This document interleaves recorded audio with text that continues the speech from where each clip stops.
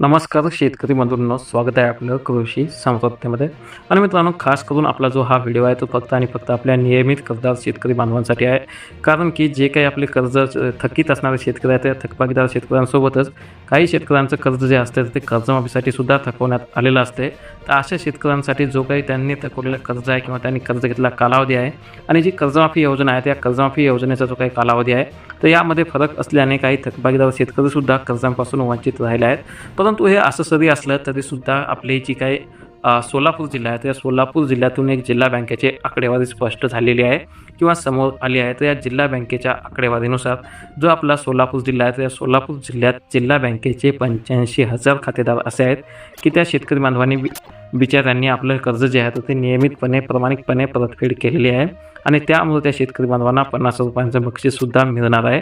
परंतु त्यासोबत त्यांच्यासाठी एक अतिशय महत्त्वाची अपडेट समोर आली आहे आणि ती म्हणजे की आता विशेष म्हणजे या शेतकऱ्यांना जे काही त्यांनी पीक कर्ज घेतलेलं आहे आणि ते कर्ज भरलं आहे, तर त्यांना आता जी काही डॉक्टर पंजाबराव देशमुख व्याज सवलत योजना आहे, तर त्यामध्ये सुद्धा राज्य शासनाकडून योजना आहे, तर त्यामध्ये भर घालण्यात आली असून आता शासन 3 लाखापर्यंतच्या पीक कर्जाचं व्याज जे आहे तर ते भरत असते आणि त्यामुळे शेतकऱ्यांनी केवळ घेतलेलं जे कर्ज आहे तर तेवढंच कर्ज मुदतीत भरणे आवश्यक आहे आणि मुदतीत जर कर्ज भरलं असेल तर त्या मुदतीत कर्ज भरणाऱ्या शेतकऱ्यांचं व्याज जे आहे तर ते शासन आता स्वतः भरते आणि थकीत गेलेल्या शेतकऱ्यांना व्याज सवलत भरावी लागत असते.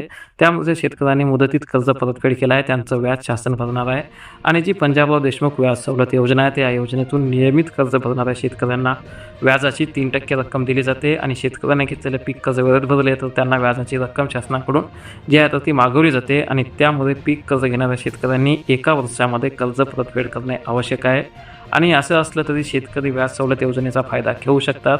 आणि जो आपला सोलापूर जिल्हा आहे त्या सोलापूर जिल्ह्यात 2024-25 म्हणजे मागच्या वर्षाच्या तुलनेमध्ये यंदा 1,55,805 शेतकरी जे आहेत ते थकबाकीदार झालेले आहेत. एवढी संख्या थकबाकीदार शेतकऱ्यांची वाढली आहे आणि या शेतकऱ्यांकडे 1938 कोटी रुपयांची थकबाकीसुद्धा वाढली आहे आणि ही आकडेवारी फक्त आणि फक्त मार्च अखेरपर्यंतची होती. आता जून महिना जो आहे तो लागलेला आहे. यामध्ये व्याजामध्ये अजूनसुद्धा वाढ जी आहे ती झालेली आहे.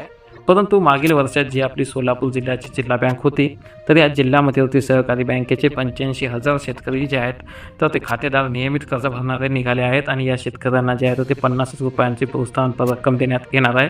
आणि या 85,000 शेतकऱ्यांमध्ये काही कर्जाची रक्कम जी आहे तर ती 50 रुपयांपेक्षा कमी असल्याने बक्षिसाची रक्कम त्यांना मात्र कमी असणार आहे. हा सुद्धा नियमित कर्ज शेतकऱ्यांवर एक अन्यायच आहे आणि त्यामुळे कर्जमाफीची शेतकरी संख्येचा विचार केला असता प्रोत्साहन रक्कम घेणाऱ्या शेतकऱ्यांची संख्या जी आहे तर ती मोठी आहे आणि खरीप पेरणी अगोदर शेतकऱ्यांना पीक कर्जाची गरज असते आणि ही रक्कम जर वेळेत मिळाली तरच शेतकऱ्यांना पेरणी करताना अडचणी ज्या आहेत त्या कमी होतात. कारण की आता पूर्वीसारखे घरातील बियाणे काढून बैलावर पेरणी करणारे शेतकरी कमी आहेत आणि खते बियाणे ट्रॅक्टरवर पेरणी तणनाशकाचा खर्च करावा लागतो अशी माहिती स्वतः जी आहे तर ते जिल्हा अधीक्षक कृषी अधिकारी शुक्राचार्य भोसले यांनी दिली आहे. खास करून सोलापूर जिल्ह्यातील जे काही 85,000 शेतकऱ्यांना 50 रुपयांच्या प्रोत्साहनपर अनुदानाचा लाभ होणार आहे आणि या शेतकऱ्यांनी जे 1 वर्षाच्या आत ज्यांनी पीक कर्जाची परतफेड केली आहे त्यांना प्रोत्साहनपर अनुदानासोबतच व्याज सवलत योजनेचा सुद्धा फायदा होणार आहे. त्यामुळे या शेतकऱ्यांपर्यंत ही माहिती हा व्हिडिओ अपडेट नक्की शेअर करा.